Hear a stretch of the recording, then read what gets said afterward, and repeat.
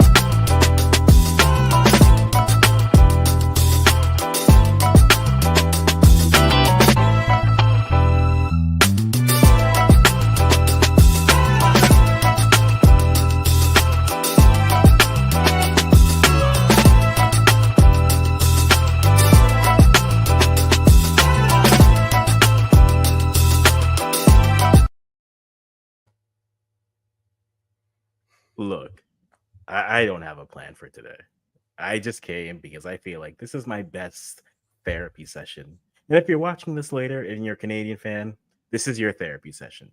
And if you're a CONCACAF fan, maybe this is your dunk on Canadian session. I don't know. But we're just a I needed you today. I don't have words. It's Lasai also. We are a day post Canada falling to Guatemala in penalties at the Gold Cup, thus ending their run. And from a competitive standpoint, thus basically tying a bow on what could have been a good year for the CANMNT. However, it leaves with a little bit more questions than anything. I, um, I, I'm the Africans. We do primarily Canadian and African content. I'm really trying not to sound depressed, but I'm just like, I need to get myself going into this. But we have On the Rise here. Hasn't put up his match recap, which I am looking forward to for reasons. No, I'm not in it, but I'm looking forward to it just because. But you're nearly a day away from the end of that game. How are you feeling? Asking for a friend. I'm the friend. How are Depressed? you? Is that the best word to put it? Ah, Depressed? Sad? I don't know. It feels weird. Like, it feels like I'm still trying to wake up from a dream. Like, I knew there was a chance for an upset in this match, which never surprised me, never shocked me. But the fact that it was this poor of a performance against the 106th ranked nation in FIFA, it's mind blowing. It's something I'd never expected for us to bow out in the quarterfinals so easily in some sense. Yes, it was in a penalty shootout. Yes, we didn't play great football. We dominated that first half to a certain extent, but it's weird feeling. Like I always thought we were going to get past Guatemala, and I always knew it was going to be a tricky game. But with how well we were playing that first half, and almost on cruise control to a certain extent, yes, we scored an extremely dodgy penalty, which we will get into, but just thing went wrong after time between Schaffelberg to Marsh to the substitutions, and it leaves us in a place of depression and overthinking and not sure how to feel after that game. And I really am lost. Like, and it's truly surprising. And I don't know how long it'll really take for it to truly sink in that we just lost to the 106th ranked nation in Guatemala who deservedly beat Canada and advanced to the semifinals. hmm. I I don't care what Guatemala's rank is. I think you have to go and play the team that's on the pitch. And so I had said this, we said this in our preview, right? Guatemala is that side that was going to be prepared. And I think who was I watching? I was watching Deadball, and I think he put it the best. They've just been consistently at that level. And Panama got the better of them, but they've not been perfect in their play, but they've stayed consistent in that, where they're solid defensively, they'll hit you on the counter with pace, and they are ready to basically fight you. If you are on your game, you can beat them. But if you aren't, if you slip up in any way, they are ready to take advantage of you in their one or two moments. And we saw that. So Am I surprised? Like you said, it was always a possibility. I went with a closer game than I think you did for predictions, but I think credit to Guatemala, honestly. You have to start there. Guatemala, I think, based off the game, they did what they had to do. They played at the level. And once you get the penalties, it comes down to either a save or a miss. And we didn't get saves. We got misses from both sides. And ultimately it doesn't. I will say though, from an optic standpoint, I think this is great for the Gold Cup. I think having Guatemala still in, I think they have traveled the best in terms of their fans. I think their football has been consistent and solid throughout. And you have them versus the US. Again, we say Canada versus Guatemala is going to be great because the crowds and the vibes are going to be great. In the same breath, I think Guatemala versus the US is going to be the same thing. And so I think Guatemala did what they had to do. They got the results. I think there's a conversation with Canada and their self implosion, which we have to get into. But like, I can't spend this whole time being like, oh, we didn't do. I have to respect the teams that they're playing because whether it is, because that's a talking point in itself where it's, have we spent too much as Canadians, too much time looking past competition, looking past our opponents? And I guess I'll ask you, did we look past them or were we just off that day? Because I have many thoughts on the game and them and trends that have come from that. But do you think they look past Guatemala, or do you think just the way the game was played, they just rattled and self imploded? I think it was a bit of both. Like we look past them a little bit. Like they are, of course, a smaller nation, but Jesse Marsh did praise them in his press conferences. He said they're a spirited, a fast nation, and quick on the ball.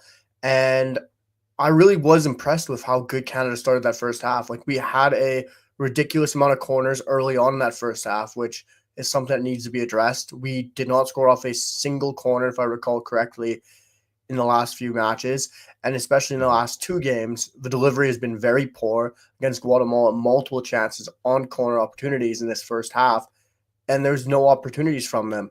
But besides that, with how well we started in that first half, I really thought we were dominant. The only chance they really had was that save from Dane St. Clair, which he came up big. And besides that, Guatemala to me never was getting on the ball, never looked like they were going to sustain possession, and really didn't look like they were going to have a foothold in that game against Canada until that red card came into play. And it was a complete Mhm. self capitulation by this Canadian men's national team, which is something we talked about in previous times between ourselves, that other iterations of the Canadian men's national team would capitulate when they go down a man, when they're in tough times facing adversity. And they've battled through that against Curacao, against El Salvador, against Guatemala. It happened. They got a red card. Their heads dropped to a certain extent. They played a completely low block, and then there was no changes, which we'll get to. But I think it was down to just a self capitulation by a certain player in the pitch, because the way that match was going, in my opinion, was Canada was completely on the front foot, playing good football. Yes, they didn't create loads of chances, but there was still a chance from Tejon that went begging. There was a few chances that were bobbling in the box, but Canada had the possession. Canada had the ball, and just never looked like Guatemala was going to threaten Canada from a certain standpoint. So I would say it was a bit of both, a bit of looking too far ahead and maybe keeping an eye on that semifinal already, but also just beating themselves in their own game. I hear what you're saying, and I think let's try to be chronological with this because I will easily, believe me, there are so many thoughts that are going to start going. Let's start with the lineup, right? We had the line that came in, and I think we I think it was you that I messaged this to, but I know I messaged it to a couple other people as well. Let me just get the lineup here. Audio for whom? For what?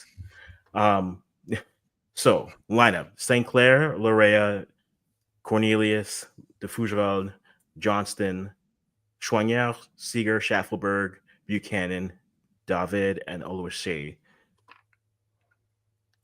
I didn't like this starting 11. And the main reason why I didn't like the starting 11 was I don't know what the value of starting both Seager and Xuanyao together, especially when we're seeing what we've seen Canada have trouble do, which is see out games, right? We saw it against Curacao, whatever the choices were made. And then you saw it the first time you saw it was against Uruguay at the Copa. You're trying to see a game out. And by no means am I trying to be critical of the players, but your midfielders on the bench are Kone and Saliba.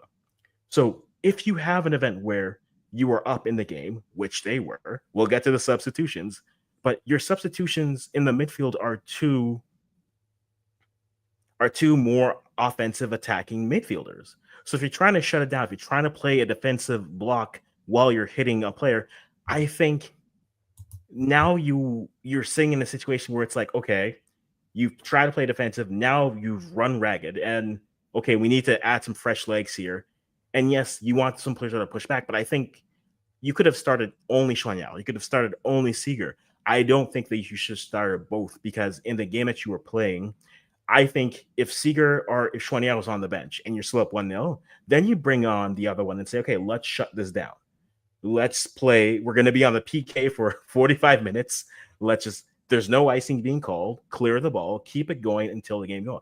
I think the lineup in the midfield, I think, was off, but then also,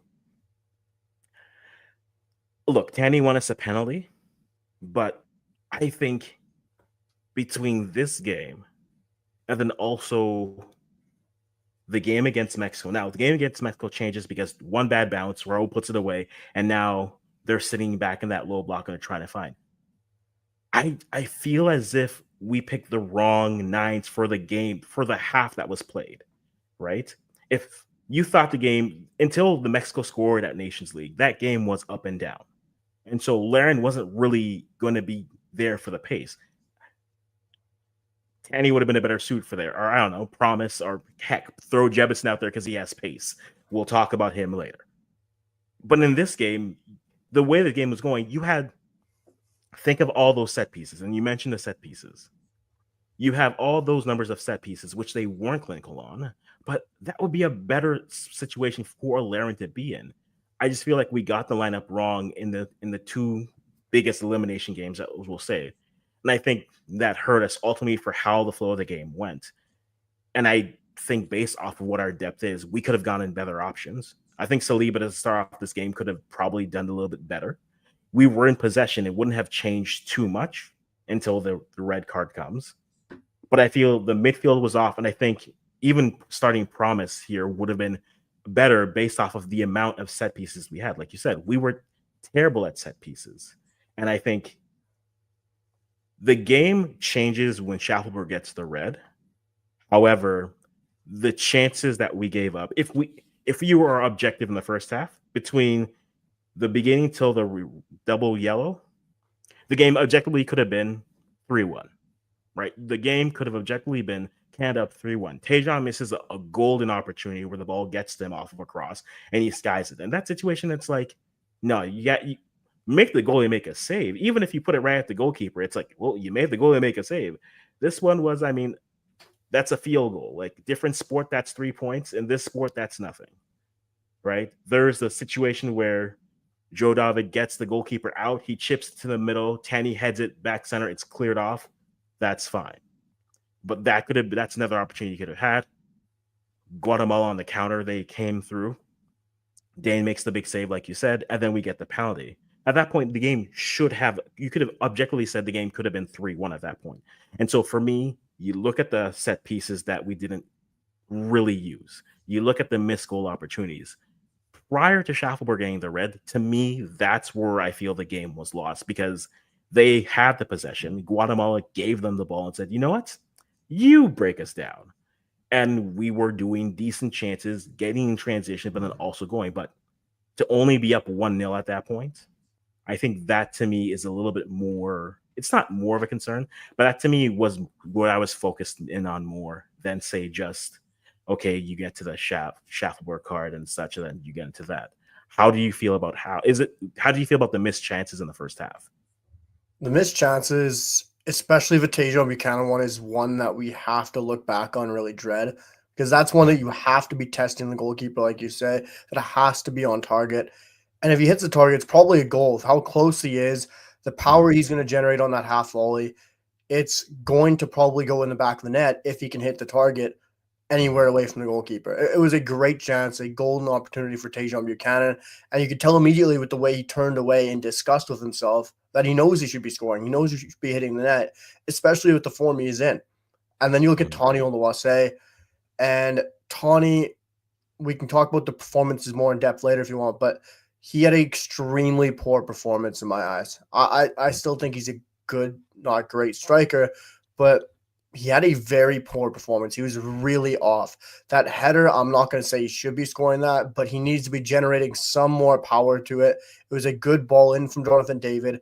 Get up, use those neck muscles, and get some kind of generation of power onto it. Because the way he kind of lofts it towards the goal, it makes it really easy for the defender to get in front of it and read it and be able to get to that position to block it. Nothing against Tony, because that's extremely difficult as well. So I'm not saying it's 100% goal scoring opportunity that he should put away, but he's still going to do better, I think, there. And on the penalty, that was surprising with how poor it was.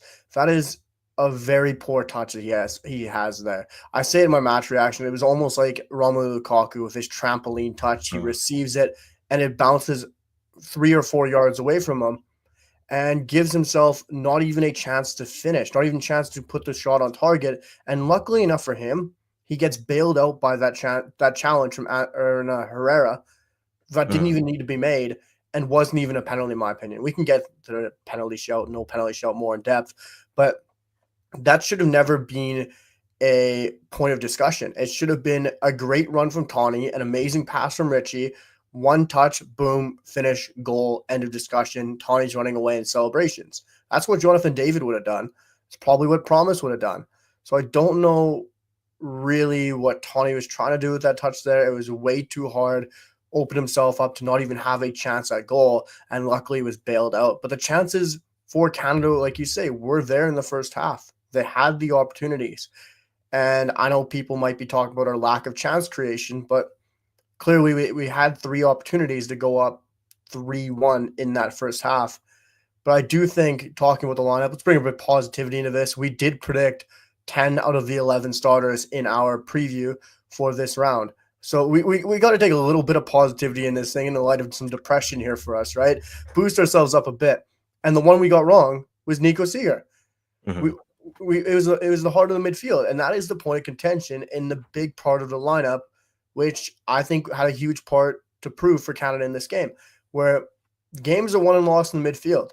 And yes, Canada dominated that midfield. They controlled it, but they didn't have that chance-creating midfielder out there. Yes, Nico Seeger can do it. He did it against El Salvador, where he created that chance for Tajon Buchanan, who's put it away. But he's not a Nathan Saliba who can play at a 10, who's always thinking forward and looking to score goals, create chances. He's not an Ismail Kone who's wanting to get in the ball, destroy, create chances.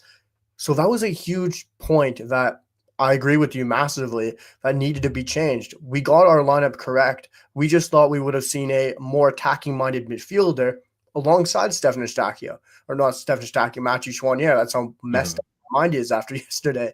But we're so used to a 6 next to a forward-thinking midfielder, whether it's Kone, whether it's Saliba, whether it's Osorio, somebody next to that 6. And we just didn't see it, which was very mind-blowing. Because games are won and lost in the midfield. You build your spine on a strong spine in football. And then the rest just comes together. And we were winning that game in the midfield. We clearly were in that first half. But there was just not that forward intent to go forward and create more chances in this game, I thought. Agreed.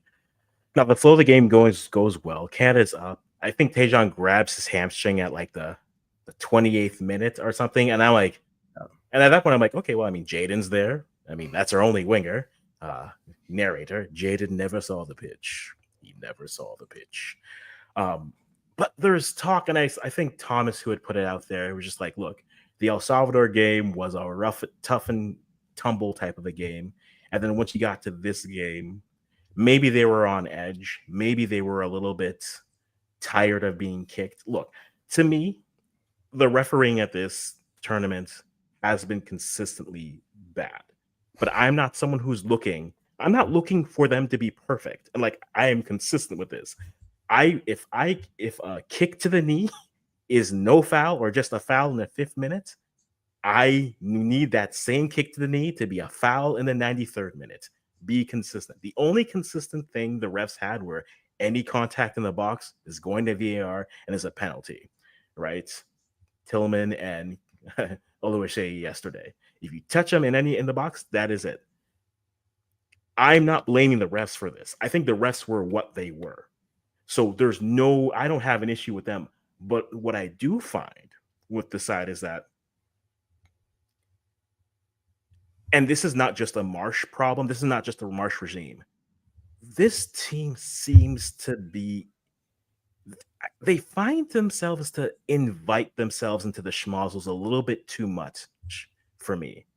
Like, I understand the brotherhood aspect. I understand, the us versus them. I think sometimes they'd rather be the underdog versus the favorite. Heavy is the head that wears the crown of expectations. And they have not done well with that crown of expectations for them. Whether you think that's a king's crown or you think that's a pauper's crown, they have not done well.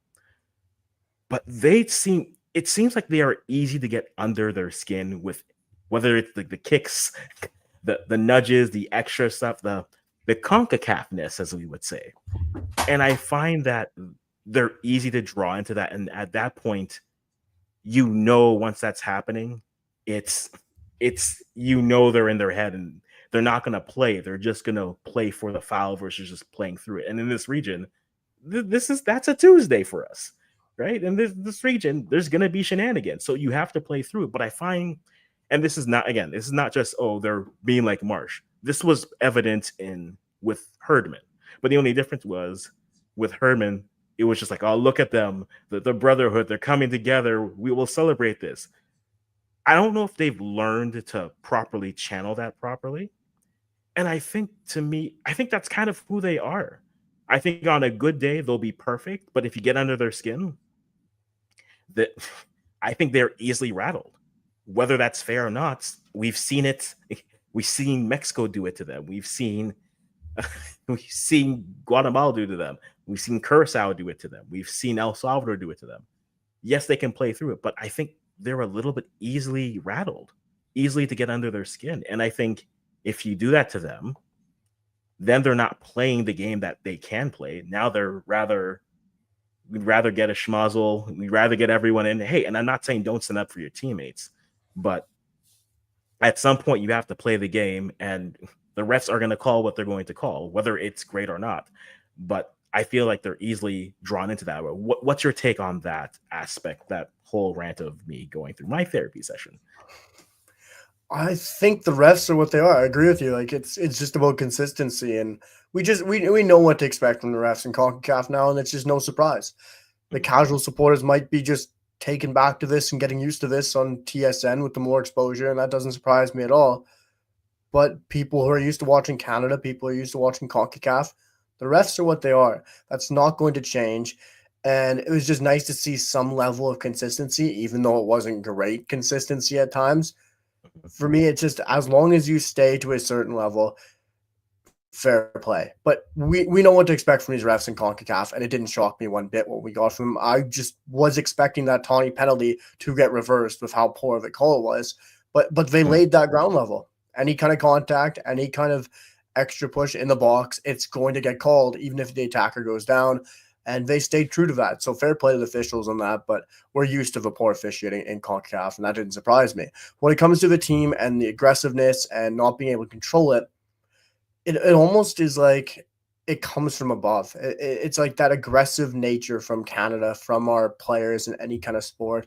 You almost want to go over the edge to prove we're not a we're so polite kind of nation at times. And even Jesse Marsh kind of instilled that into the side from day one when he talked about that very early on when taking over the Canadian men's national team, something along the lines of he wanted to prove we're just not a nice side, or however he said it.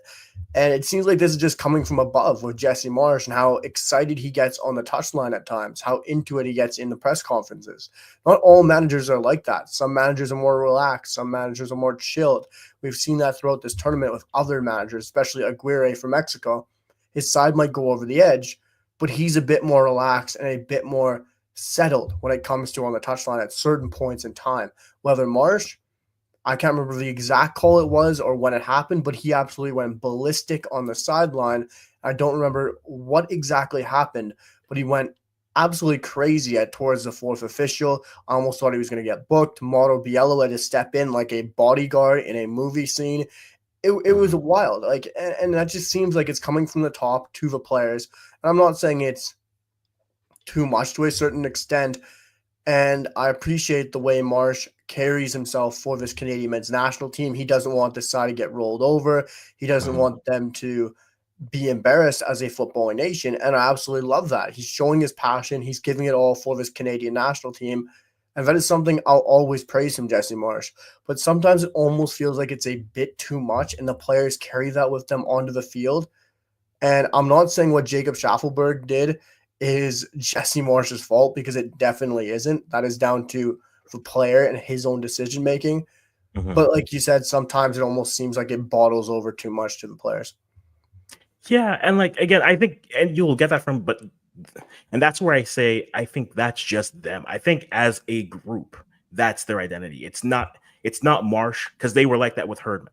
Mhm. Like they were like that. We just colored it differently. When in 2021, 22, it was look at them coming together, that camaraderie, it's great. And now it's like, ooh, that's a we never bottled this properly. We never put this properly. And I don't think they've learned to it. And there's a part of me that wants to say, I don't think they ever will. I think that's going to be them. Maybe they're able to channel that properly later, but I just feel like they're a side that if you say let's play, they'll play. If you want to get chippy, they will. I said it in my game reaction. It was like they are. It's not even that they're easily enticed. If you show them the mud, they are more than willing to get into it. Right? They are more than willing to fight and play in the mud. And I think that is where it's not where my full concerns are. It's just like, okay, if this is who you are, this is who you are. Learn your coach. You can only change so much of that. Maybe they can channel it a little bit better. Now, maybe they'll have the opportunity to, and I don't want to sound like, well, when we're not playing CONCACAF teams, things will be better. I don't want to be that person, but this is CONCACAF, and we've said it. Your neighbors know you well, right? Your guests don't. So they know what makes you tick. They know exactly what angers you, what will make you play a good game, what won't. So the fact that this happens to them, that goes. Schaffelberg. I mean, Jacob, middle name Schaffelberg. I don't think he was having a good tournament here. I don't think he was as pronounced, and I think there's a argument that if you look at the season for a club, he wasn't looking good either. But this is the right now with such limited time. I understand the logic of a coach saying, "I've seen you perform at the highest level. I'm going to trust you." I think this is the only blame the ref hat I'm ever going to put on for this whole conversation, which is so there's 3 yellows in this entire game, and Jacob Schaffelberg got 2. Really, really, in this entire game where people are falling, there's clips to things, there's shoving and all through, and Schaffelberg he gets 2. That's my only blame the refs comment. But that's a tough run. That's a tough way for him to go out. At this tournament. I don't know what he's thinking. I can understand people who would argue and say for the second yellow, the first yellow is a yellow. Like he's late on it. You can't, I'm not going to debate that. The second one, where they're breaking off of the corner and they're trying to go through, and he runs through his player. I can I can understand why you call that a yellow. I personally wouldn't have, based off of how the game was going before. And again, that's where I'm like, I need the refs to be consistent. We were letting hack of this go, hack of this go. The only other yellow was a simulation yellow in this entire game. And so for the blame the ref crowd, I understand what you're saying, but he was on a yellow already. He can't give the ref the opportunity to make that call. I think that's what happened. Look at Schaffelberg in this first half, but then also his tournament overall. Did he do himself any favors, or did he kind of lower himself on the depth chart a little bit, do you think? Oh, I think he 100% lowered himself in the depth chart. I think that's without a question. We saw Ali Ahmed start. most games at this tournament. I can't recall how many exactly started, but he seemed like the lock at left wing with Teja on the lock at right. That almost seems set in stone now. Mhm. And with how poorly Jacob Schaffelberg's played at the club level with Nashville, how poorly he's done at the Canadian Shield, and now the CONCACAF Gold Cup, it's not looking good for Jacob Schaffelberg at all. I wouldn't be surprised if come 2026, he might be the third left mid or fourth left mid on the depth chart. You got Liam Miller coming back. You got Theo Corbin, who can play at left mid as well, and who's on a very good run with Toronto FC and playing well as well. And he's still young. And Theo Corbin is versatile in his own way. He can play right, left, striker.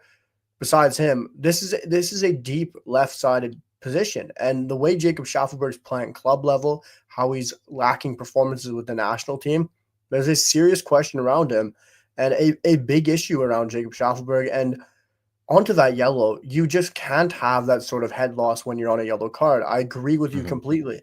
And from some instance, it's very difficult for me. I won't put on my CANMNT rose tinted glasses and say it wasn't a yellow and stuff for that second one, because as a referee, I've ref lots of games and he clearly just puts the body check, the old classic hockey check on his player, He, and you can he just see cleared him. his man. He He finished his definitely check. cleared his man. Yeah, he finished that check completely, and he wasn't scared away from the check, which is good to see. He went into the boards. Some hockey players just don't do that anymore. So fair play to Jacob Schaffelberg, but I don't know what he was thinking in that situation. You're on a yellow card. You're seconds away from halftime. Pressure your man. You don't need to lay him out and send him flying and have him injured for a few minutes. It was a head loss of a situation, a rush of blood to the head, which made no sense. You got to be smart while on a yellow card. Doesn't matter the circumstance. And that is one thing I'll get the praise of ref. He got both those yellow cards right, but I do agree he should have given out more throughout the match, and that's where consistency comes into play. But Mhm. he did get both those yellow cards correct, and I hate to admit it. The first time I saw the challenge from Schaffelberg, I'm like, that can't be a yellow. And then they show the second replay, and I'm like, oh god, like it's a straight red, or it's a yellow and then a red. But the way he held himself in that game, the way he played during the tournament, he really lowered his stock, and was one of the players throughout this tournament for Canada who continued to fall down the depth chart in Jesse Marsh's eyes and in my eyes as well. Yeah, and like we said, like you're on a yellow. You can't force the ref to make that decision, right? You have to be you have to be cautious about, and I think that's where it's just like you're not thinking. But and even on that, they're passing on those breaks. If they're again missed opportunities, they were not themselves that game, right? And I'm not even trying to say this from a standpoint of like, oh well, we beat ourselves. In many ways, they did. Guatemala did what they had to do. They got the results, but Canada certainly helped them along the way. And Guatemalans aren't angry about that. They are not angry about that whatsoever. But trying to break, you get to the second half, there's those opportunities that kind of come through, but like they had so many chances to put this game away early if they're just a little bit crisper. And David's at the end of like just either trying to lead the break on some of those. And I don't think David was, I think David played like a six during the entire tournament. Like, I don't think he really got to that third gear yet. He was just like, and that's my observation of it. I can be wrong, but my observation was he was like, in look, I'll be facilitator. If I get an opportunity, I'll try to do something, but I'm not trying to really, I ain't trying to go all out here. Right. And so by the time you get to that final game, there is a conversation where this is also the second tournament, it feels like, where Jesse Marsh has said, this is my 11, and I'm going to run them until I can't run them. And they ran out. Jonathan David blew a wheel at the end. Like, what are you supposed to do there? Right? What are you legitimately supposed to do? Right? He ran them all the way through, and it's like that to me was confusing because you have arguably your best depth at 9, arguably ever, and you basically only really played 3 of them. Right? Kyle got some minutes, Kenny got more. promise was like, cameos here and there. And then Daniel Jebison was, I guess he's emergency winger number emergency. But I don't think we needed to. And that's the one thing I'm a little bit confused with Marsh, which is if you're going to be playing this high tempo, this high pressuring, high pressing system, doesn't having your health bars at like 80 to 90%, doesn't that not matter? Like, if I would think if you're going to employ that type of a system, 60th minute every game or halftime, you're swapping and saying we're going to keep this pressure up the entire game, and we're just going to keep that on you. Foot to get like gas pedal down, foot to throat. We're coming at you all game. But it just feels sometimes it's like, okay, we're going to do this, but we're going to use the same players. And yes, every coach has their favorites. Every coach has the players that they'll always fall back to. But I feel this is another good example of where roster mismanagement happened. Now, granted, he only gets 2 games in this tournament, but between him and then Biello at least rotated fully, right? And that game goes how it goes. But I don't think Marsh managed that entire, and it ends with Jonathan David having to leave the game. But I don't think David was on. Now, that's maybe partially him, but that could be all other parts. But I'm just venting. I mean, what do you think? How do you feel? If we're gonna talk about Marsh, that's a whole package in itself. Oh, we get the Marsh once we get to the subs, because then we're just so Marsh, what were you doing? What are you doing? So we dive into that now? Yes, let's get into that. Tejan, we're at halftime already, almost here. So we are at halftime. Schaffelberg gets the second yellow, and I'm like, what are we doing? But I'm like, hey, we're up. We just gotta kill this penalty for 45 minutes. And at that point, they're giving up chances. Like, the switch is always available against them. I went to, remember the Panama game we went to? The switch is always available against Canada, even with 10 players in the outfield. The switch is always there because how they press, and they want to compress that side of the pitch. If a team is good, they'll start switching that, and that'll be there. Now, when you're down to 9 outfield players, the switch was there. And when they ultimately score, start to create more opportunities, that is there. But Tejan grabs his hamstring, and we're looking in subs. And I'm thinking, well, you got Jaden Nelson. I mean, you're playing one less player. Heck, I would even say, hey, take him off, put on like Kone. So you have an additional midfielder. You can kind of compress that, force him to the outside. And Daniel Jebison, world-renowned winger, but hey, I'll give the kid credit. The team asked him to play out wide, and he went out wide, and he did his best. But Daniel Jebison out wide in basically a 4-2-3. That, I think everyone was just like, what? I messaged you like we're officially in the let's get wild era of the Marsh regime. So how did you feel about Jebison out wide? Because I mean, I'm sure we have similar thoughts. I don't think I had any feeling left when I saw him warming up to come on for Tejan. Like, I felt numb. Like, I was like, what's going to happen here? Like, this made no sense. I think in my head, at the top of my head right now, I can think of 3 other things I would have done over bringing Daniel Jebison on. 1, you bring on Jaden Nelson, obvious sub, winger for winger, makes sense. Even a casual could have said that. Oh, look, there's a winger on the bench. Let's bring him on for that winger. That makes sense. Not striker for winger. And then you could have done the other option, like we did against Mexico, bring on a central midfielder and play him out wide, or tuck him inside and play 4-3-2, which just makes sense systematically. Or another wild move, you bring on Basong, put him left back, and let Richie go play up there. Wow. Who would have thought you don't bring a striker? Like, it's just crazy to me what happened. Like, and it kind of compounds on top of the, okay, Biello against Curacao. It's, okay, we have one more sub to make. I guess we can't bring on another center back, so we'll put on Kyle Aaron. So in the 2 games that surprised us the most in this tournament, we have 3 strikers on the pitch, and we're asking, were we defending corners this whole time? Or like, we weren't. They were passing through. We were doing our best to disrupt. They were getting the ball out wide, but our defense was playing well enough. They were holding up. it's just question marks. Like, again, fullback, I would have done that. I was saying, you know what? Bring on Nelson, because Nelson has, when he was at TFC, he was that 8, but then he could also tucked in to be that. So yeah, add someone more centrally, funnel them outside and say, we don't think you can get the ball in, cross as much as you want. We'll give you the sidelines. We'll give you the flanks.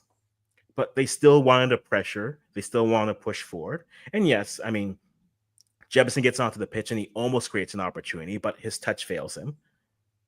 And then you keep going. I mean, Rubin gets his simulation yellow. And at that point, I'm like, so you're telling me the only 3 yellows so far in this game are simulation and Jacob Schaffelberg. They eventually draw the game. And I mean, Sinclair can't really do anything on that. I do wonder on the replay what Cornelius is thinking there, whether he's trying to, I think he's trying to get a foul called or get something, but Rubin's run is just clever. It's easy, it's quick, it's dip and go, and he gets to the end of it. And as a goalkeeper, you're like, either you're just committing to putting your body somewhere or not. But I mean, Sinclair couldn't do anything on that, right? Or if you want to be the pessimistic, you say he did everything but the right thing, which was, he guessed right, but just didn't do the correct thing for the save. But from the second half moving forward till the goal, like, how are you feeling? What do you think we could have done better in that space? And yes, people, I know you've left comments. We're gonna put the comments up. I promise to you, we will put them up. I think it simply came down to game management. Like, we looked like we were under pressure, but not like we were giving up anything clear-cut chances. Like, Guatemala was building, they were building, it was consistent, they're knocking on the door, but it wasn't anything where it was like, Dane St. Clair needs to be worried here. Like, I felt like we were going to get scored on immediately. I felt like there was something coming, but there was nothing where it was a major chance until that header, until that chance from Guatemala where they scored. Besides that, I was like, okay, I feel a bit comfortable here. Yes, they're knocking on the door. Yes, they're building up pressure. There's the constant ball switching from Guatemala, and they're never under pressure. But that came down to game management. The only reason Canada was pinned back so far was down to substitutions, was down to tactics, and how we set up in that second half. There was no need to come back out with the same lineup, with the same tactical setup as let's go, press, and get Guatemala. And if we can't in their attacking half or in Guatemala's half, then we're going to be pinned back immediately. Well, why don't you set up in a block 4 with 3 and 2, change the players, change it, even keep the same players, but just change tactically on the field to allow your players the best way to succeed. Because we were always under pressure in the second half. That was going to happen. But you need to add some fresh bodies, some new players in the field to be able to keep up with the press of Guatemala, to be able to keep up with the fresh legs that they were going to come at Canada with, because they were going to be fresh. They weren't really pressing Canada in that first half. They were fit. They were ready because Canada was on the front foot in that first half. So the fact that there was no subs, no changes in the midfield, no third center back brought on, there was just a lot of questions leading up to that, because I think there could have been a lot to change the rhythm of that game, break it down, bring on 1 sub, bring on 2 subs, save that third substitution slot, and just break it up, chop up the game for Guatemala like other teams do to Canada. You slow down the rhythm of the game, especially when you're down a man. You don't want Guatemala to keep coming at you, right? So it just made no sense from a game management perspective, because even with 10 men, a lot of teams can still hold out and win a football match. But it came down to game management for me that Canada fell apart and allowed that goal to Guatemala. No, yeah. And like, that's the same thing with, like, and that's where, again, if you have Saliba or Kone on before, then you can bring on a Seeger and just kind of defend a little bit more. But your options in the midfield are, now Saliba was coming on regardless, but it felt like the directive was, okay, let's go try to win this now. It's like, okay, that would have made more sense if were defending in a little bit better. And yes, they had some opportunities. They tried to push up, but again, set pieces weren't there. And they don't. And looking at the subs, you had Jebison in the 58th minute, Saliba after they scored in the 71st minute, Kyle Laren with Kyle Laren for Tanny, and then Promise David comes off for Joe David, and then 90th like plus 1 minute, so he gets 7 minutes to kind of keep going.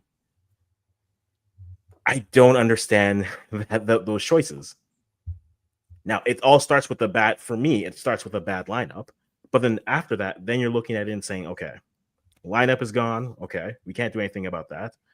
But then halftime would have been a great time. Okay, you don't. Tajon can only go an additional 10, 12 minutes. Fine. Then make a bulk change there. Change your form there. But instead, you wait. Now again, you waited 10 minutes. You were trying to weather it, keep fresh legs. I can understand the logic, but the choices I can't agree with. We go to penalties. The only thing that annoyed me about the penalties, to be perfectly honest, is Dane guesses right on the first two and just does everything but the thing.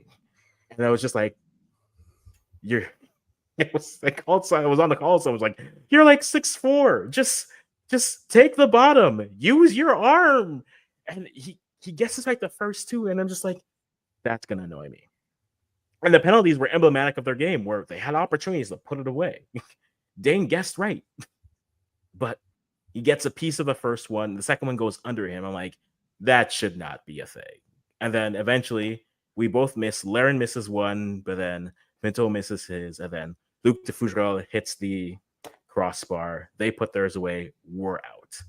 And as I told you in the green room, right afterwards, I went and watched Canada versus Guatemala U20s 2022, where Justin Smith hit the crossbar. And I'm a sicko, but I just was like, I need more of this, more salt in the wound. Just do it. More pain.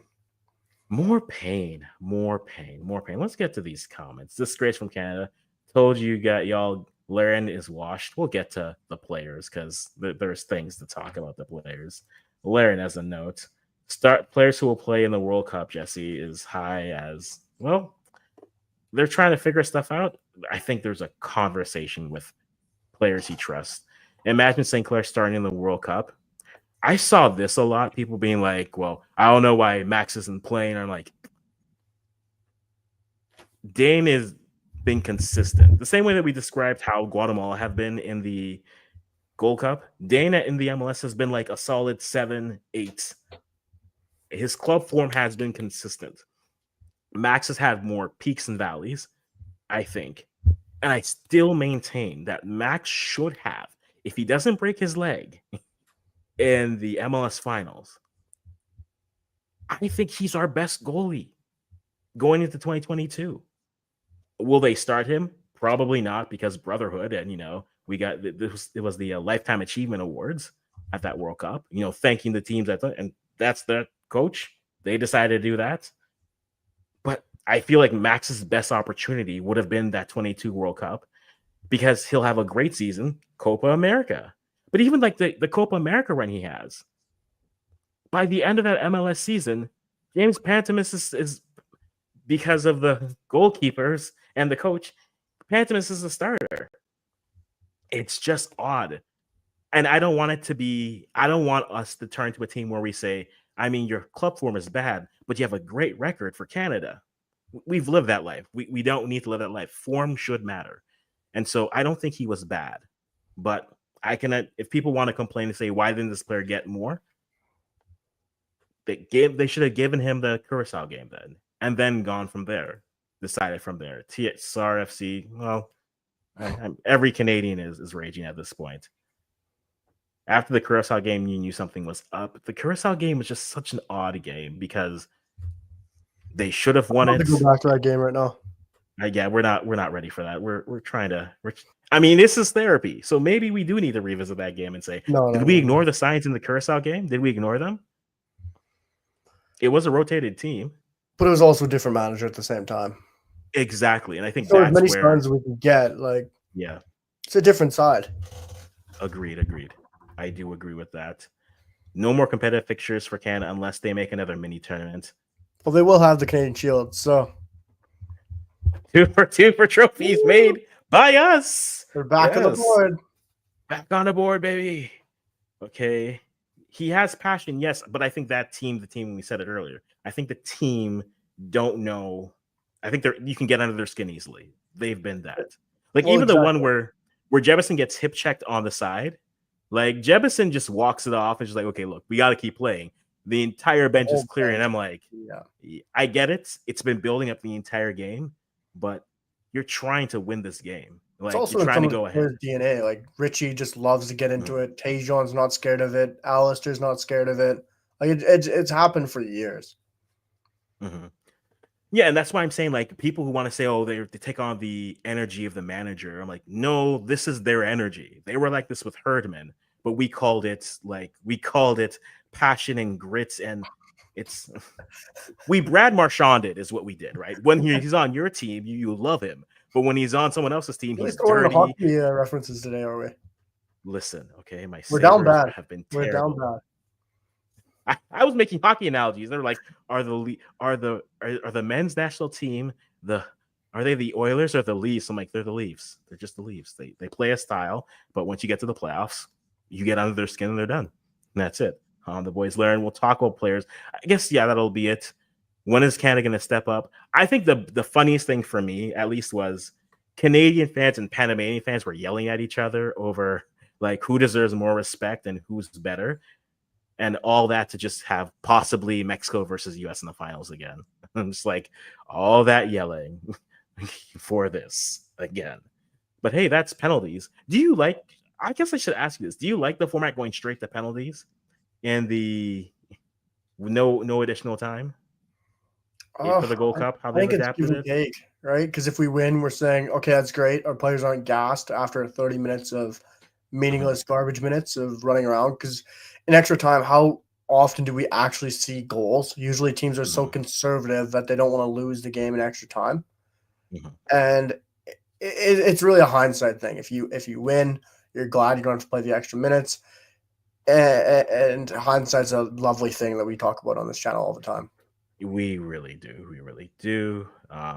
But I think you have to, like, as much as we've said this, you have to give both Mexico and the US their credits. Because right now Canada is showing that the crown of expectations might be a little bit too heavy for them. And I think they play with pressure, and they need to be able to find someone who can either do that. And it's different winning in your club than in this region, because in this region it's different, right? It's different to do that there than somewhere else. CONCACAF and OFC, bottom two regions. Without a doubt. Yes, that's not. I don't think it's really in question. I mean, we'll take American Samoa out, but like after that, what do we have? What do we really have?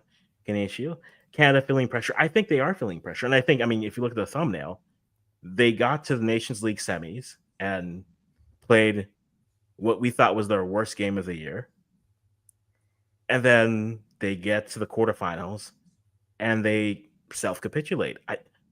Is it like, I don't want to do that. Which loss was worse for you? Was it Mexico or was it Guatemala? Oh God, by far Guatemala. It was the expectation that we were going to win. Like against Mexico, I always felt like we could. Like it's against the best team in the region. It's against a team that can upset sides within the world. In Mexico, like it was a game where I felt, okay, we could lose this, and I wouldn't be 100% upset.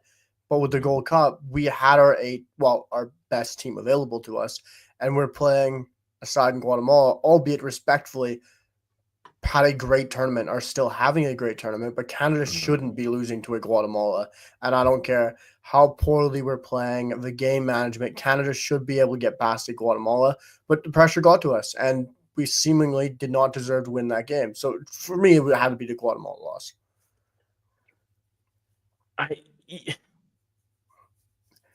Undecided.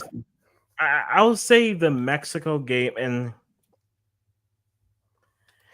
yeah, there's plenty of takes out there. There are plenty of takes out there. There are so many takes. The craziest take I saw was, I'm just, because this take is crazy to me. They were just like, under Trudeau, Canada's soccer have a women's gold medal, 2 bronzes, and a World Cup. Under Carney, they've not made the semis, they've not made the finals, anything. Do you miss him yet? I'm like, what does this have to do with anything?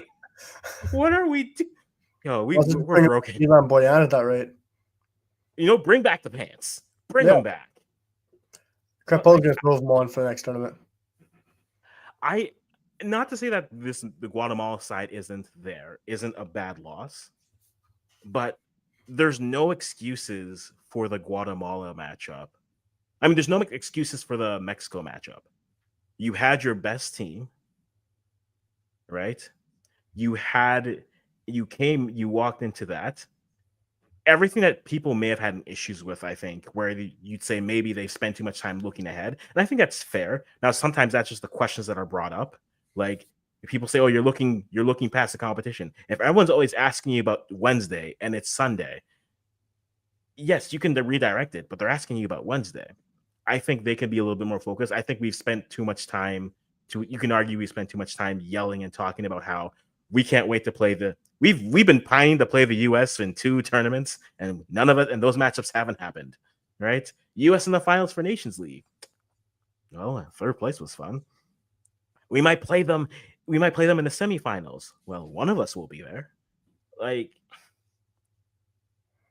I think Mexico hurts me a little bit more.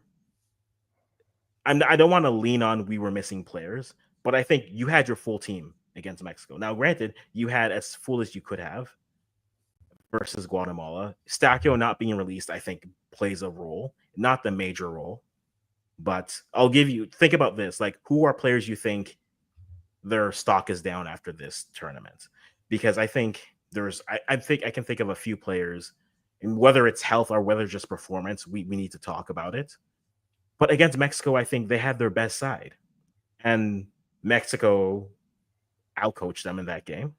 They did. And then when we got to here, this was more Mexico, I feel, was more on the coach. I feel this was more on the players. Right? Now you can argue that the coach deserves responsibility for both. I think Mexico was on the coach, and then this is it's partially coach. I'd say 50-50 coach and players for Guatemala. But then I think against Mexico, it's like 70-30, 80-20 coach versus players. That's where I put the responsibility and the blame. Because you were as healthy as you could be, and you just got it wrong. But players, let's go through these comments and let's go players you think had an arrow up or arrow down window, and we'll go from there. USL Championship players score versus Canada. That's former USMNT player scored against Canada. To you, sir. Put some respect on his name. USL is underrated. Yes. Embarrassment aside, Guatemala are going places, though. They remind me of that El Salvador group with Hugo Perez. I keep on saying it. They are always prepared, and they are a side that they will never not be ready for a game. They will never not be ready for a game. And they're interesting. Also, like, it was fun seeing the Honduran fans being like, just think, we lost 6-0 in our first game. We're in the semis. And I think that's a lesson for them. You don't win the game. You don't win the tournament on the first game. It's a tournament, right? And we've lost our first game at Copa and then won our second and then drawn. The Canadian Shield I treated like a tournament where we won our first game and then we got a draw. And here, 2 wins and a draw, where you could argue maybe that draw could have been a loss or not. But I think managing tournaments is something I want to see more of, or managing windows as their tournaments is something I want to see more, because that's what we're walking into. We're walking into the World Cup and they need to play well. But yes, you still got a USL, AUSL. Canada got UCL player levels and lost. True. They won. Like, at the end of the day, there's no excuses other than they did the things they needed to do to win, and we didn't. But going to Canada, I need to. Oh, by the way, I opened SofaScore. Who was the highest rated Canadian on SofaScore for Canada? Oh God. The number 3 will shock you. Number 3? We're doing a top 3? No, wait. Well, no. Give me your top. Give me your. Who was it? Yeah, give me your top 3. Actually, yeah, give me your top 3. Oh God, that's not an easy question to answer. I know it's not going to be high for Luke Dufour's because he missed the penalty. I guess they're going to hold that against him. I'll probably say, this is a very difficult one. Jonathan David scored the goal, so he's number 1 probably in there. He is number 2. Number 2, okay. Then I'd Probably probably 7.4. Matthew Chouanier, but I don't know if he'd have the rating with his stats. 6.9 on SofaScore, so not in the top 3. Interesting. And then maybe Richie Laryea with the pass leading to the penalty, or it might be Tawny because he won the penalty. Tawny is the highest rated Canadian. That is absolutely with a 7.5. I'd We're gonna like have to so many boycott thoughts. SofaScore. But it's all done. That's the talk about stats, right? Yep. It's our top 3 versus SofaScore were Tanny, Joe David, and Alistair Johnston. Oh, Alistair Johnston, the dark arts of CONCACAF live. But players who you think had a good window, players who you think had a bad window. I think off the top, if you listen to his post-game press conference where he's like, we saw good things from these players, I'm like, and Jaden and Ishmael Kone. I think Kone is a fascinating conversation because he hasn't really trusted him. Right? Kone doesn't get much play until really you get to the last final games of the Copa, and then he has the Uruguay game. Right? And then it's like, okay, that's the confidence builder that goes. But here, it felt as if like the trust was just slipping and going. Larin. I said 4 years ago, Kyle Larin needs to be in the Lucas Cavallini role where he's like you need a hold-up 9, bring him off the bench. Now, it's ironic because he's now wearing the 9 that Cavallini had, so like we're halfway there. But I think Larin was always going to have an issue just because he wasn't scoring for Canada. And one of my friends pointed out he has still not scored for Canada in the Marsh era. Well, the only game, he scored against Panama in the friendly. But that's it. 1 goal, right? It's Jonathan David and friends. So I think Larin, just because of the depth at 9, is going to be interesting. Are there players for you that you think had a good window? Just let's popcorn it. Players for you that had good windows. Let's start with good windows, and then we'll go to bad windows. Good windows? Or okay. No, let's start with bad windows? Yes. So positive or let's negative? end positively. End positive. So bad windows. Bad windows. Okay. I touched on this in my match reaction where I absolutely blow a gasket, so that'll be fun to watch. But we'll bring those that same energy, but a little bit less on this part. I'm definitely going to make a video on stock down, stock up, so I'm very excited for that. But I think there was 3 that had stock down and 3 that had stock up, so this works out perfect for this on this therapy and depression rant session right now. But yeah. I'll give 2, you give 2, maybe we'll do it that way so we're not taking up. Let's do that. Yeah, we'll probably stumble on each other's anyways because that's just how me and you think the same every time. But I think number 1 is Tani Oluwase for me. Unfortunately, there's so much loyalty from Jesse Marsh to Tawny. First dual national acquisition, we've talked about that before, but it's his loyalty to keep going back to him when it's not working. His play has not been up to what I'd expect this tournament. I expected a lot more from Tawny, given the starts, given the expectation from supporters to see more from him. I wasn't his biggest fan at starting the matches, but I was always going to support all of our players to hopefully see them succeed. And Tawny just hasn't really gelled or taken next to Jonathan David, unfortunately. His general play hasn't been great in open play, which we saw against Guatemala in that match, highlighting around that penalty.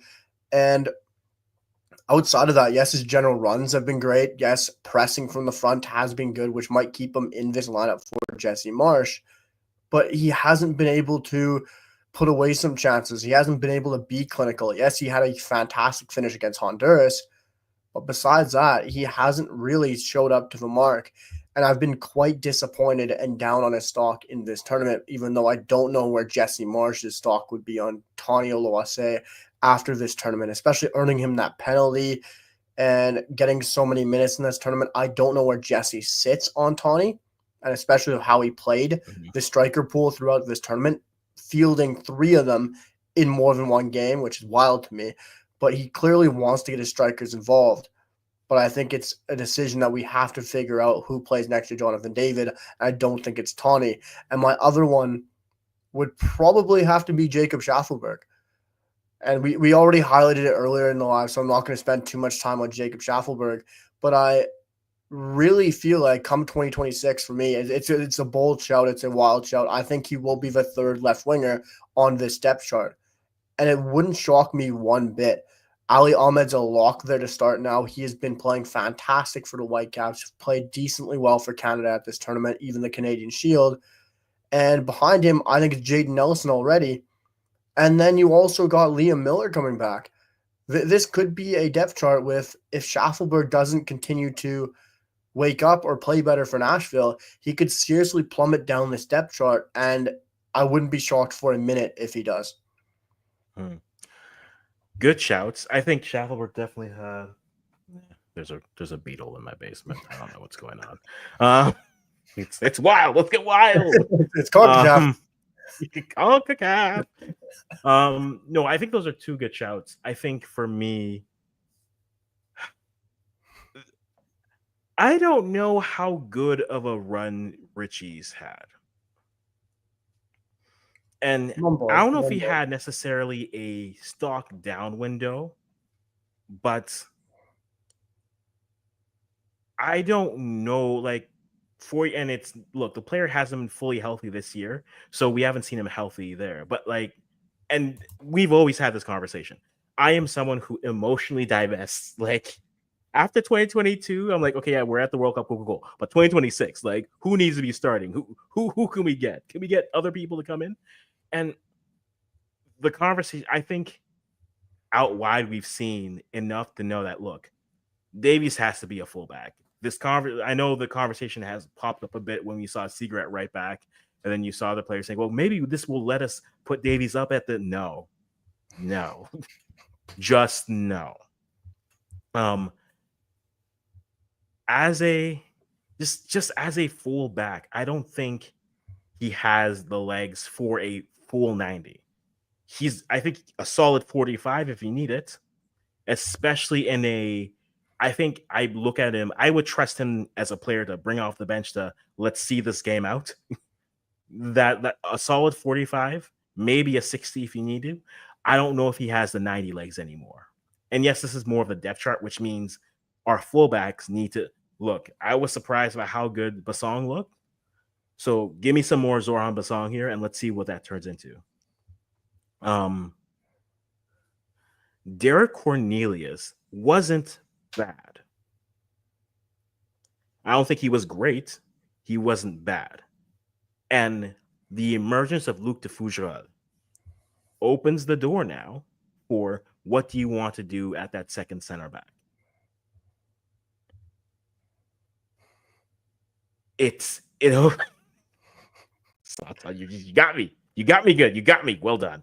And so I think Derek didn't have a bad tournament per se, but I think Luke emerging, and we've already seen it look well, right? We've seen Luc de Fougerolles and Moise Mambito together. We've seen it, right? That was the Uruguay game. So I think Derek leaves it a little bit open for a possibility. I don't think he's in that much danger, but we can have a conversation for that. I don't think Jaden Nelson did, like, and that's the problem. Like, Jaden Nelson isn't the stock down, but I think it's kind of interesting that he didn't even mention him and like other players that perform well. So I'm like, okay, that's interesting. Jebison, like, I don't know what to make of Jebison in this. I know that the simple answer is he wasn't good, but like you brought him into it though either. Yeah, that's the thing. Like you asked him to come in when you're playing 10v8, basically, and he was basically heel flicking to someone to get a long shot on, or he was just the front man in front. Again, hockey terminology. He was the goalie screener, and it was just like that's what we're doing. And then in this game, you asked him to be a winger. You ask him to be a winger and to track back and defend, which I'm like, dude, am I going to judge? Am I going to judge like a fork by how well it holds soup? No. Can his form be improved? Yes. Does he need to work on his touch? Yes. But it's such an incomplete that I don't know really what to say about it. I think Daniel it's a missed Newton is opportunity. Yeah, our go on. Liam Miller under John Herdman.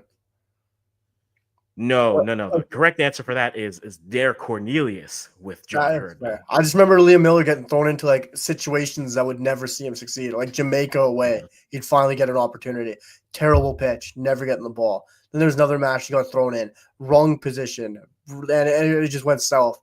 So that's how I feel for that comparison. But yeah, I get the Cornelius one as well. The Ike Ugbo of where are you playing? A Oh, frozen field in that one. Edmonton, a flooded field in in Honduras, and then winner take all game in Texas. It's like, what? One day Ike will have a good pitch. One day. We don't know when that'll be. Players that you think are stock up. Who are some of your stock up players here? Nico Seeger is definitely an obvious one. Played every match in the competition. Played very well. Right back, please don't play him there. I think we need to stop this petition of seeing him start at right back. Ali, that is his position. That is AJ's spot, and we are not moving him out of it. So let's end that conversation there, please. But Nico Seeger's stock rose. Midfield, he played well. First half, I think he was decent against Guatemala. Yes, the build-up play wasn't great, but when you don't have that forward-thinking midfielder beside you, like we already talked about, how well is he going to move the ball, and who is he going to move the ball with or play off of?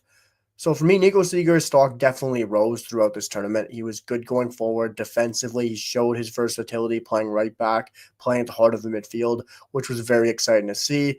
And then, of course, I'll take the other obvious one away from you in Luc de Fougerolles. Luke, his stock rose, in my opinion. I think it continues to rise. Yes, he might have had a shaky moment or two, missed a penalty, but it rose. Canadian Shield, CONCACAF Gold Cup. And yes, like you said, Derek Cornelius didn't exactly go down, but it didn't exactly help him as being the solidified number two. This is a tournament where Derek Cornelius could have stepped in and said, I'm that number two. You're not moving me. And Luke now said, okay, I'm here. I'll challenge you for that two spot. I think it's a legitimate conversation going into 2026 now.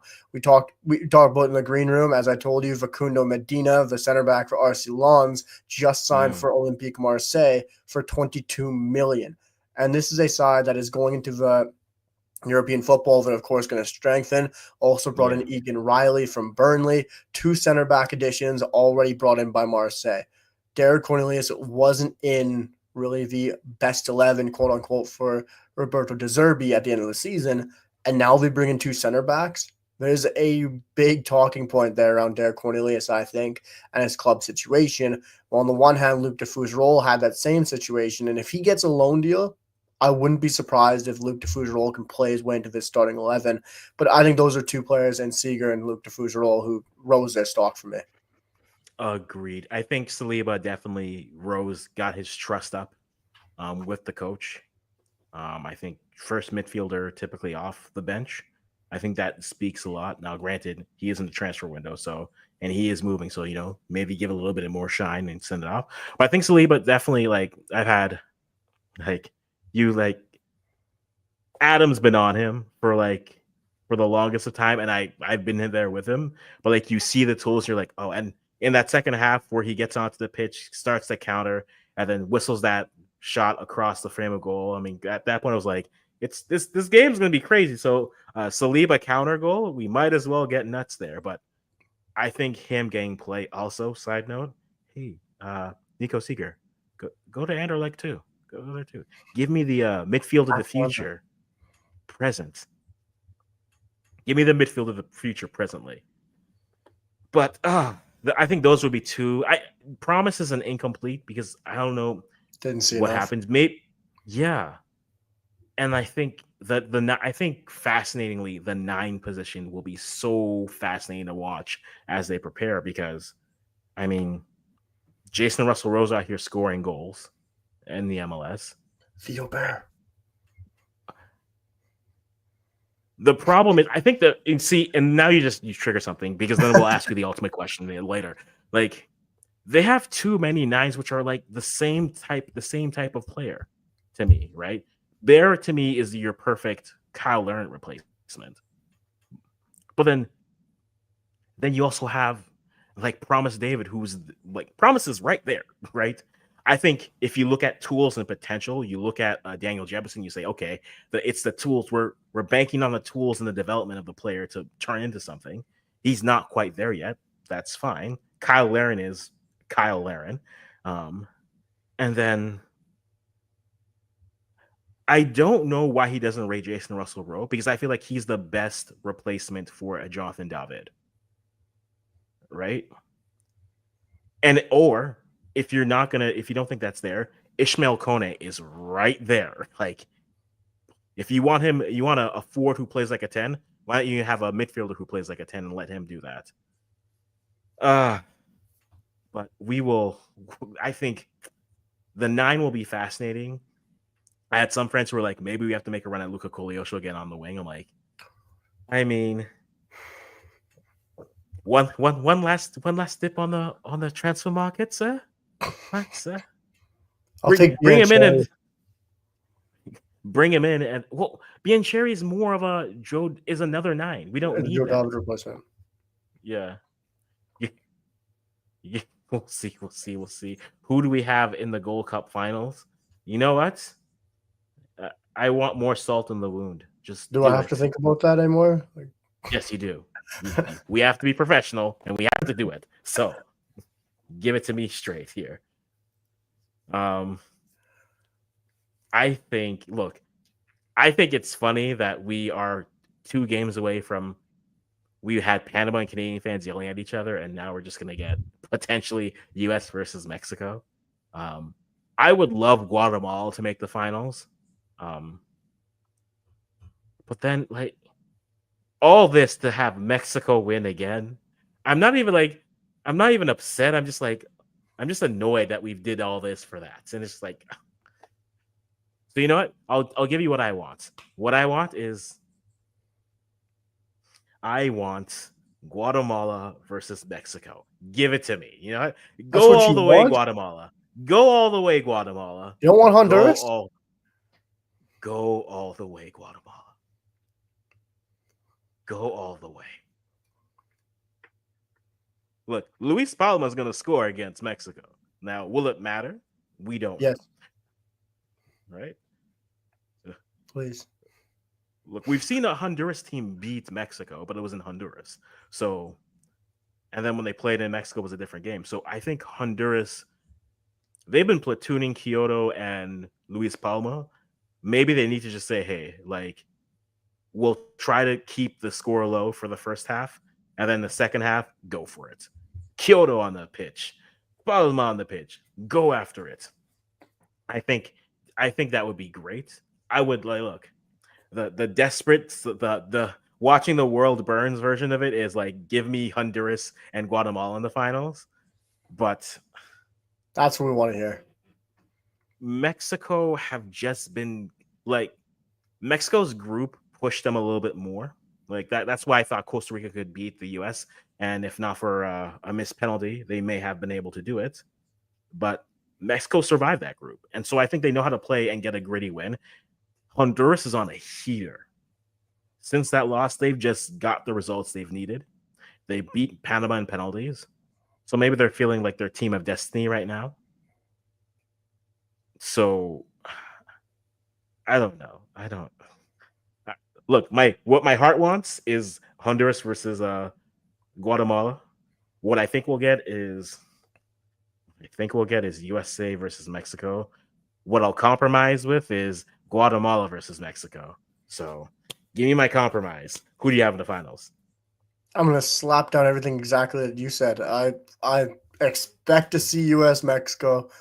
I want to see Honduras Guatemala, and the best case scenario is Guatemala and Mexico. It's the only way we can hope for anything, right? It's got to, we need to see some kind of change in the final. Hopefully, we all wanted it to be Canada, we wanted it to be Panama, we wanted it to be Costa Rica. Something new, something different to add some spice to this region.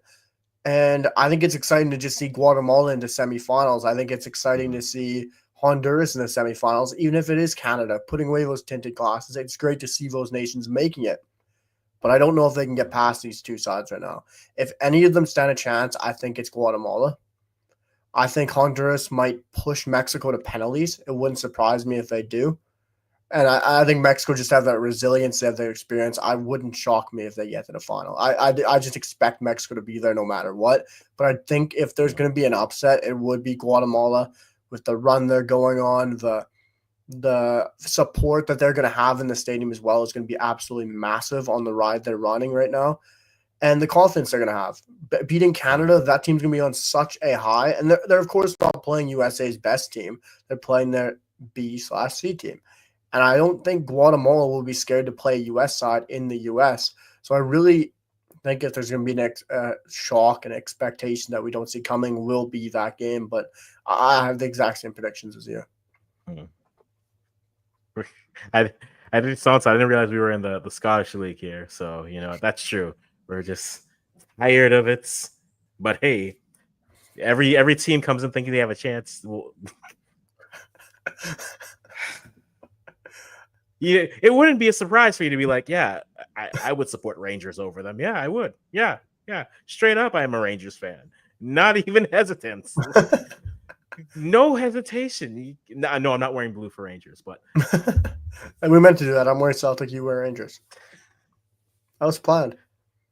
True. They are a letdown. Now, like, has this year been a failure for Canada? Oh God. Yes, in my opinion. At the start of the year, our expectations and our goal was to win silverware, was to win trophy, or some, disregarding the Canadian Shield, some kind of trophy. That was our goal. The Nations League, the Gold Cup. The goal initially walking into 2025 was to win something. After Copa America, with our run into the third place match, the conversation, the talk was we have to win something in 2025. And the fact we didn't has to be a failure. Yes, we grew the depth chart. Yes, we played well in some tournaments. Yes, we had some of our best performances under Jesse Marsh. We got revenge against Honduras. But that isn't enough. You have to go out and win a trophy. You have to go out and win silverware. And when that was the goal, when that was what this team set out to do in the previous year, then it has to be a failure to me. I think that's fair. I posted this on Twitter 2 years ago when I was doing resolutions for the CANMNT in no particular order. They must win a trophy this year, either Nations League or Gold Cup. They have to do it. This was 2023. This is after their great showing in the World Cup. And if you want to call it a great showing, I don't even call it a great showing. It was, we surprised against Belgium. We got a good 20 minutes versus Costa Rica. And then we played with Morocco minus 2 mental mistakes. Croatia. I said Croatia twice? You said Costa Rica. Oh, let's edit that out. Croatia, Croatia and then Morocco. But so the fact that we've had now 2 cycles and we have to show for it a finals loss to the US in 23, a third place Nations League in 25, and then 2 quarterfinal exits at the Gold Cup. I think objectively it's a failure. Is it the end all and be all of things? Of course not. I think, though, that they had an opportunity to capture the casual fan. And they've had 4 opportunities to do it. Realistically, they've had 3 because no one was really paying attention to the Gold Cup in 23. Because we went full B team. And we're still trying to see if Victor Lattori could be a CDM. Still haven't figured it out yet, but we're still waiting.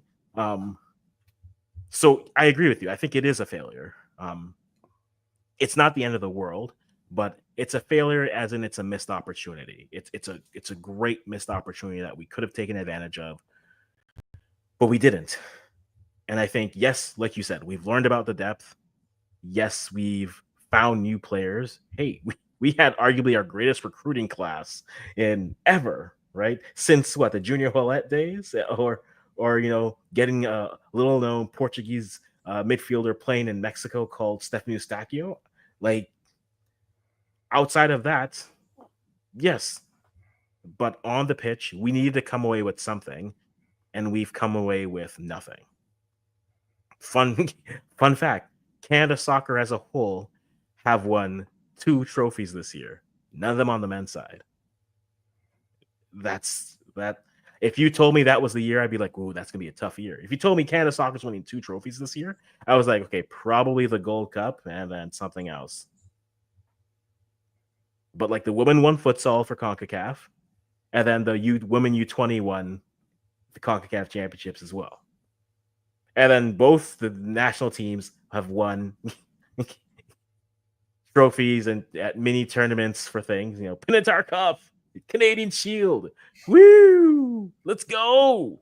But we have nothing to show for it. And yes, we're heading into the World Cup. I want to and that's why I want to stop short of being like, yes, the World Cup matters. I don't want to sound as if I'm saying don't worry about the Gold Cup, because I've seen that discourse out there where it's, oh, don't worry about the Gold Cup. It's just worry about the World Cup. It is until it's not, because if you then have the same type of performance against in the World Cup, what are we going to say? The signs were there, but we kept on saying, no, we don't need to worry about it.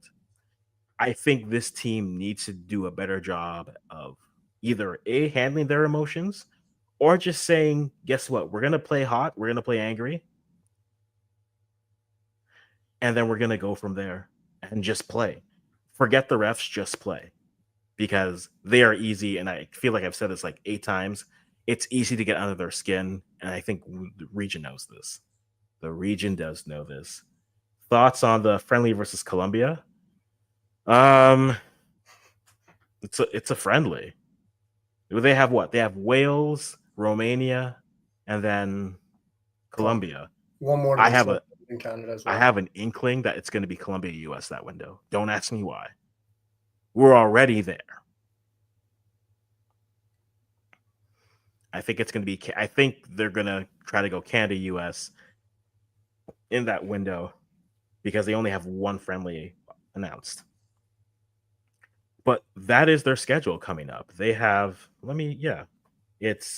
Let me get the actual order here, because they play Wales and then Romania, or Romania then Wales, to which I still think it's the perfect opportunity.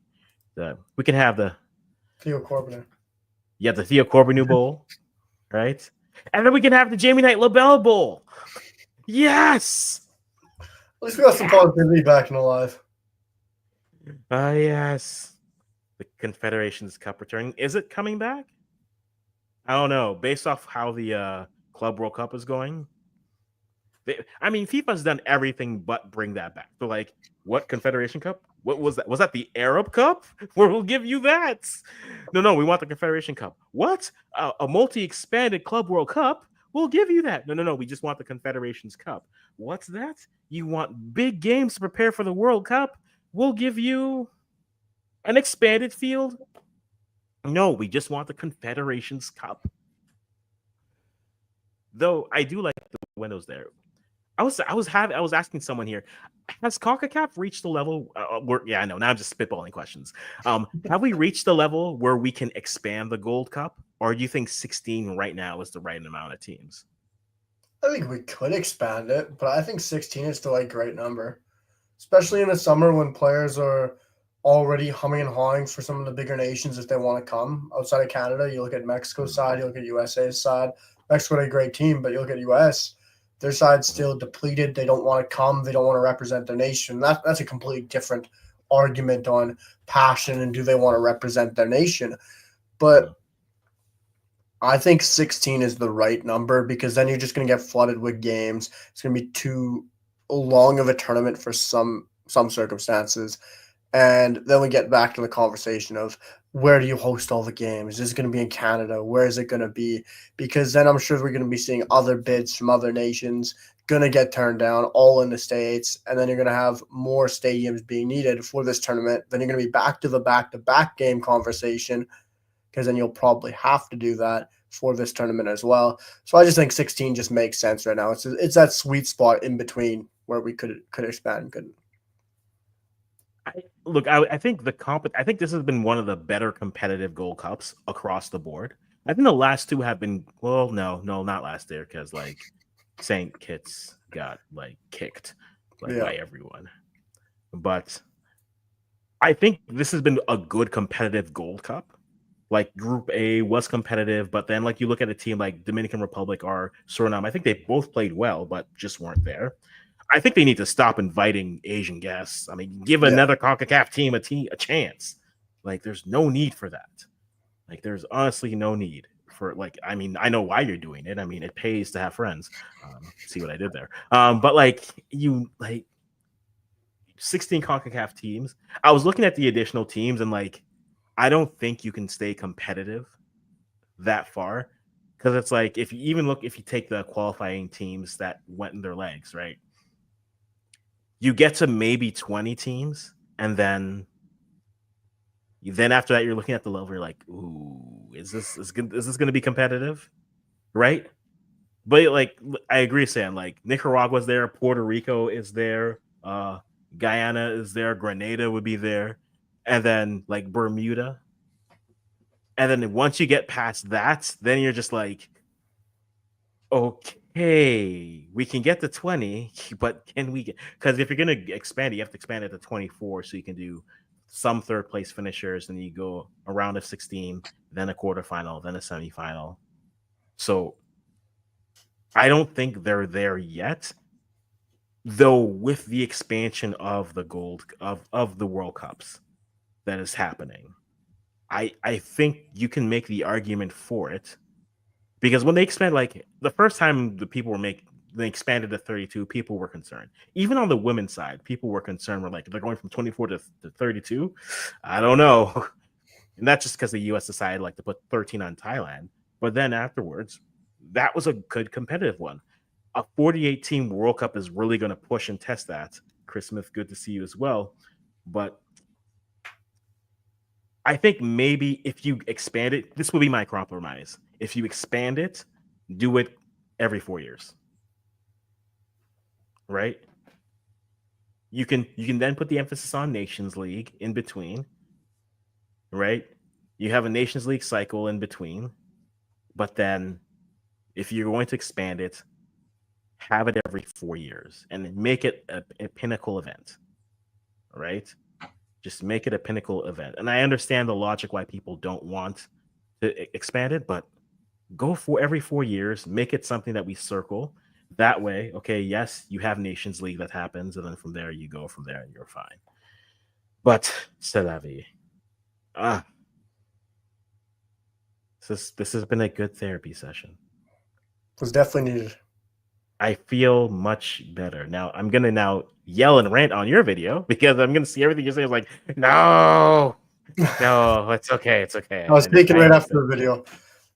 Right after the game. So emotions were high. I had like an 8 tweet layered post that was ready to go, and then like the page froze. I was like, yeah, that's a thing. That's definitely a thing. That's definitely a thing. But yes, Canada is still out. I know, Prince. So is Trinidad. Actually, I never got to ask you. How did you feel about your center back missing the game-winning shot at the end? Because I watched that and I needed you guys to go through. I was so looking forward to it. Like, how did it feel when that happened? Because that, to me, that sucked. Right before you wrap up, you gotta throw smoke on someone, right? You just listen, okay. Just couldn't end it civil, could you? You had to throw some smoke out there. I realize that sometimes I ask genuine questions that come across as me taking shots at people, and it's a legitimate question. Like, because when I saw that happen, I was like, oh, they're gonna do it, and then it's like, it's a center back. It's like, oh no, but you should not have lost. You guys had that game. Yes, you let it slip away, but you guys should have won that. I'm sorry. You guys should have won that game. Yes, you got the wrath of every Jamaican who's like, the US just you know what? I don't want to do my disappointments and then my like team that over, because Guatemala are the Cinderella. They've won that. But truthfully, between Haiti and Trinidad, those two teams just disappointed me. Less so Haiti, just because Haiti is either gonna score 6 goals or miss the goal 6 times. Like they can't consistently get 2. They're gonna be offsides for 2 and then like miss the rest. And so I really liked what I was seeing from Trinidad, and I still like their chances. Jamaica's a mess right now, so World Cup isn't out of the question for them. But Trinidad really disappointed me, man. Because everyone else did what I thought they were gonna do. I think Curacao not being able to stop the palm of Luis Palma, but few people can stop that. But yes, that was me asking a genuine question. But hey, as the thumbnail suggests, Canada, no trophies, 2025. Just pain. So you're putting up your game reaction or recap or your therapy session. My 10-15-minute rant video. Which definitely was a lot more heated than this, I'll be honest. It's probably stuff I would have liked to re-say, but look, I'm sure all your takes weren't as bad as like the takes we saw. Oh yeah, I'm not like some. I mean, people being like Marsh needs to be fired. I think there's a point though that where you look at Marsh, it's like, yeah, Marsh just seems stubborn, but we knew that. Like, if you weren't watching him at Leeds, you knew that was a thing. Like, that's a thing with him, and so that is a thing. The U.S. finally have a villain that's not Mexico that they can just unite and laugh, and we've united American soccer fans under saying, you know what, we don't need Canada.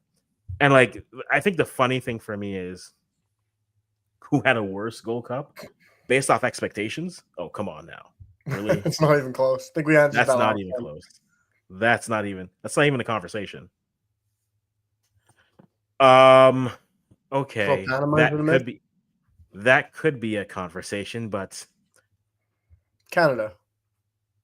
Yeah, Canada was a bigger disappointment. Yeah. Like between Jamaica and TNT, it's Jamaica, because you could argue that TNT getting out of the group would have been surprised. Jamaica leaving with 3 points and saying they were lucky to be leaving with 3 points. I mean, I'd say I'm not surprised by that, but that's just because I don't, I'm not going to put all my stocks into the Unity Cup because, that's just me. Like, you can't live off playing and beating the third best fullback in Nigeria and think that you're a good team. Like, you can't. So yeah, that's where I say that was more shocking. We're in additional time. The ref has said no more than 8 minutes of additional time. Because yeah, guys, we're trying to keep all these to like a solid game, no halftime breaks. So 90 minutes for all of these. So we're gonna wrap up in like a minute or two. But yeah, send the questions in. And okay. The Unity Cup was false hope. The Unity Cup. No, what was actually false hope was beating a rotated Guatemala side and then thinking that it meant something. That is false hope. Because like nothing about the rest of the games was a surprise. But like the thing you need to learn from the Unity Cup is the same thing I think Canadian fans need to learn, because I see Canadian fans doing the same thing that some American fans are saying. We're like, look how we performed against such and such team out of the region. Your neighbors know you. The people who are stopping by, the tourists, don't. So yeah, Nigeria is not going to care. The only time I think like the Cote d'Ivoire versus Canada game was a proper no. The African champs were like, we know what you are. So you know what? Frank Kessie is going to have a day with you. Like nothing felt more at home than Frank Kessie looking at Kyle Laren and laughing. And I was just like, yep, we're in it for today. We are in it for today. But like you're not gonna have those games. Now the books can be out on you. And I think that's where Canada has those opportunity. Yeah, but I mean, like do you I'm trying to be kind here. Yeah, it should have been like 7 versus TNT. But Rio Cardines looks good for you guys. Like if you get him in, I think you'll good. Yeah, of course, because you scored goal. Here's the problem though with Jamaica. It's like you have to remember like good performances at home have been rare for you guys. Right? And so you have to build from somewhere. And I'm not saying don't build from there, but you if you get to the World Cup, you can surprise some teams, but you can't surprise all teams because there are levels to it. You can shock them from maybe a bit. You can shock them for a half, but then after that, you have to. Then it's going to be no, we're not going to do this. Like Canada had the Belgium game, and then against Croatia, they didn't manage that well. And I think that's where I'm going to look for Canada to see what they're able to do. A draw versus and I can go on tangents here. I'm looking for the ref to blow the whistle, but I realize I'm the ref here. So should I end it off in saying we were positive by our group predictions? Should we remember where we predicted that group? Which group? The Jamaica group. Oh yeah, I didn't trust Jamaica at all. No, remember my predictions? It didn't shock me. I said Jamaica would come third, and I had Guatemala coming second. Yeah, I don't think they are like the ultimate cannot put two good performances together, right? And so it becomes. And it's also not down to their squad; it's down to who's managing them. I like their squad, but Steve McLaren just doesn't have the minerals, and it did not surprise me that they did not come and advance in that group. I'm going to ask this question because as much as I've started to look at this differently, and this was even before like JD started talking about this. How long has their technical staff been together? Or the question I asked myself was like, why do they always look this way against Central American teams?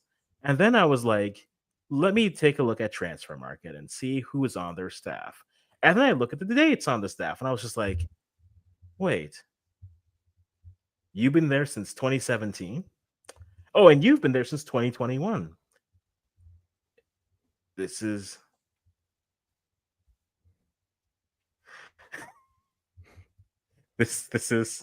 listen, DJ Knox, I know. But we talked it through, started from the beginning, breathe with us, talk. Like this has been great. I feel like I can speak again. Like just I feel go laugh like at my video now. That'll be good company. Oh yeah, you I feel like I have to come by at some point. Also, my Guatemala preview video just shot up in views after we lost. It was. Oh, I know. I saw that. I was like, well, it was because I even posted like I put up a short, and then it was just like I put up a short for like, oh, can we surprise with a statement versus Guatemala? And immediately I was like, well, that was wrong. I'm gonna get ahead of this right now. But yeah, I was like, ooh, he's at 200 for this. And I'm like, ooh, he's at 700. Oh boy. Hey, but it's great for views. Yeah, great exactly. For views. Monetized by the end of the week. You're headed there. We can hope. Oh man, we can only hope. We can only hope. Shola's to the senior team when? Oh, Shola Jimo? Oh, good lord. Okay, what year is it now? 2025. I think Shola gets to the senior team in 2028. Yeah, I could 2028. 28, 29. Because if you think he's a winger, yes, you can argue we don't have the winger depth. Kwesi Poku is coming back from injury, right? Liam Miller's coming back from injury. No, next year, no. He's so buried on the depth chart. Yes, he got put on the provisional squad. I'd argue Gaspersad is better than him. Is he what, 8, 9 in the depth chart?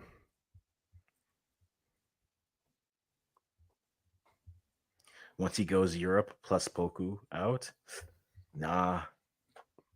See, this is how you know when you're past injury time in the live. Where we're talking about Sholojimo, we're talking about a use of like. But then we also have Corbinu, Buchanan, Miller, Hoylett, Ahmed, Nelson. That's 7 or 8 names. Even before bringing up Poku. Yeah, Andre Ali Gaspersad is ahead of him.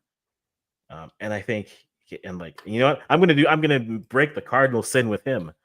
Like, and he has Trini parents, Prince. He has Trinidadian parents. So, you know, he's been all right, but like that U17 team, if we're really going to talk about the U17 team, I think Shola is maybe the 7th best player on that U17 team. But they're U17. That doesn't matter anything for now. The only thing I like about U17s is, for whatever reason, U17 standouts have translated better overall for club careers than U20s. So if he peaks here, like, I might look at that, because if you look at all the results of U17 players, you recognize the names for U17 players for the last 15 tournaments or so. You look at the U20 players, it's like a couple of them.